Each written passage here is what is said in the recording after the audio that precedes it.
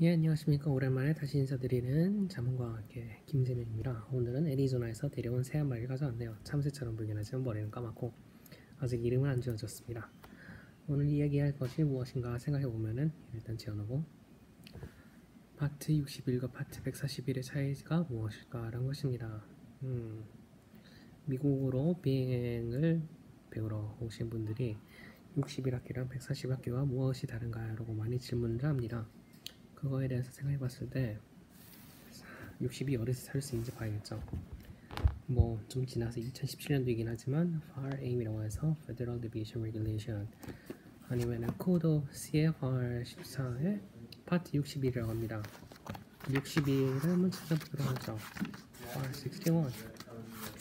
네, 61을 찾아보면은 Certification Pilots, Flight Instructor, and Ground Instructor 해가지고 비행교관이나 지상학술교관 그리고 조종사들이 이 면장을 취득받는 거에 대한 모든 법칙을 적혀져 있는 게 파트 61입니다. 예, 거꾸로 적혀서 미안해요. 그래서 면장을 취득하기 위한 자격 요건이라든지 아니면은 부수 사항들 어떤 종류의 이런 뭐 항공의학 검사를 받는다든지 아니면 면장을 받기 위한 경력, 뭐 비행 경력이 어떤 것이 필요한다든지 나이 제한이라든지 아니면 기타 어떤 비행기를 사용해 가지고 어떻게 취득할 수 있는지 기타 등등들이 다 60일에 적혀 있습니다. 그렇다면 141은 무엇인가? 141을 한번 찾아보도록 하죠. 예, 파일럿 스쿨이라고 나와 있는데 한국에서는 전문 교육기관이라고 해가지고 한서대, 한국대 같이 이렇게 국가정보로부터 인증받은 학교들이 141이라고 볼 수 있겠습니다. 거기는 특별한 커리큘럼이라든지 교육안들이 정부로부터 지정되고 인증이 되었기 때문에 꼭 정부 전공관이 아닌 뭐 학교에서 대리 지정된 사람 뭐 치프 파일럿이라든지 DP 같은 사람이 와가지고 대신 체크라인을 보게 해줄 수 있습니다. 141의 좋은 점은 뭐 고등학교의 정규 3년제 과정 같은 것이고 파트 60일은 이렇게 고등학교 졸업증을 받기 위한 모든 요구사항을 적어놓은 이렇게 정부의 권고사항입니다. 그래서 사실 파트 60일은 그 비행교관 한 명, 딱 한 명만으로도 파트 60일을 지정할 수 있습니다. 그래서 당신이 미국에 합당한 비자를 받고 또는 뭐 에스타를 통해 가지고 미국에 체류하고 있는 동안에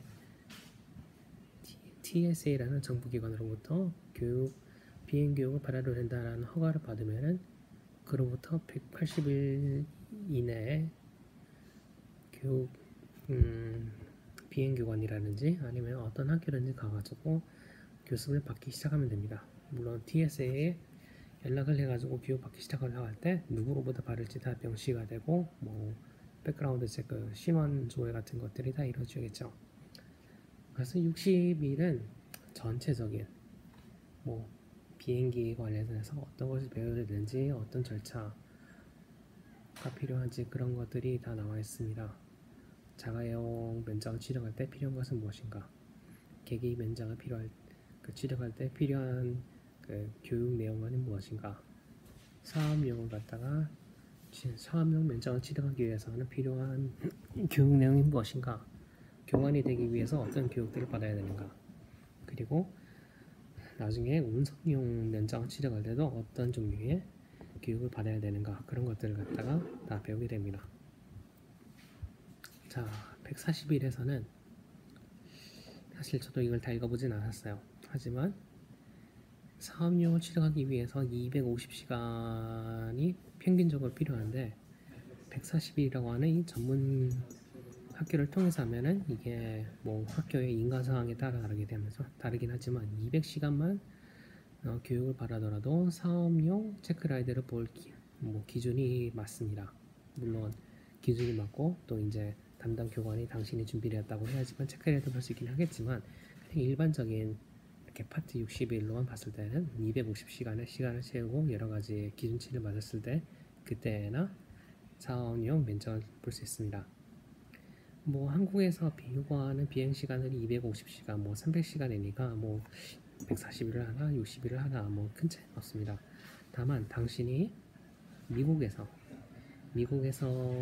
사업용 지정을 하고 나서 나중에 뭐 현지 리저널 에어라인, 뭐 저비항공사, 지역항공사를 갖다 들어간다든지 채용할 생각이 있다면은 큰 내용이 다릅니다. 왜냐면은 사업용에서는 뭐 250시간, 200시간 큰 차이가 없지만 나중에 경험이 많이 쌓여가지고 APT라고 하는 운송용 면장을 갖다가 지정할 때에는 60일을 했던 학생은 대부분 1500시간의 비행 경력이 있어야 되는데 비행 교육을 전부 다 140일에서 시작해서 사업년까지 마친 친구들은 ATP를 갖다가 치르기 전에 필요한 요구 시간이 1000시간입니다. 그래서 비교를 해보면은 1000시간과 1500시간 500시간이나 차이 나네요. 이 500시간을 갖다가 쌓기 위해서 한 달에 60시간 80시간씩 쌓는다고 하면은 거의 1년에 다다르는 커다란 시간 차이가 있습니다. 그래서 어떤 걸 하시겠습니까? 60일 아니면은 140일. 생각해보면은 결정하기가 참 어렵죠. 아주 멋진 곳과 그냥 두루뭉실한 60일. 두 개의 장단점은 있습니다.